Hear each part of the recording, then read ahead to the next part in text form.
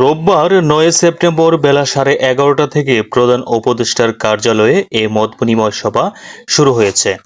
প্রধান উপদেষ্টার press wing থেকে এ তথ্য জানানো হয়েছে। প্রধান উপদেষ্টার দৈনিক কর্মসূচি অনুযায়ী রোববার বেলা 11:30 থেকে 1:30 পর্যন্ত প্রধান উপদেষ্টার কার্যালয়ের শাপলা হলে এ মত বিনিময় সভা চলবে। সভা শেষে সাংবাদিকদের সঙ্গে কথা বলবেন ছাত্ররা।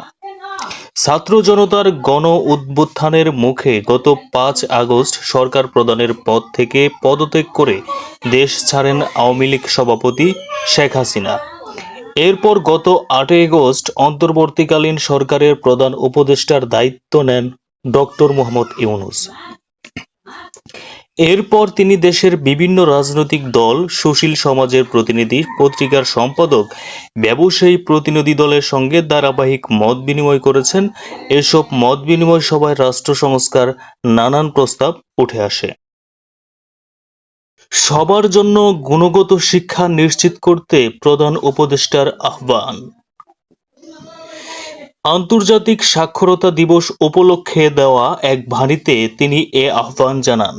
প্রধান উপদেষ্টা বলেন, বিশ্বের অন্যান্য দেশের মতো বাংলাদেশেও ৮ই সেপ্টেম্বর আন্তর্জাতিক সাক্ষরতা দিবস ২০২৪ পালন করা হচ্ছে জেনে আমি আনন্দিত।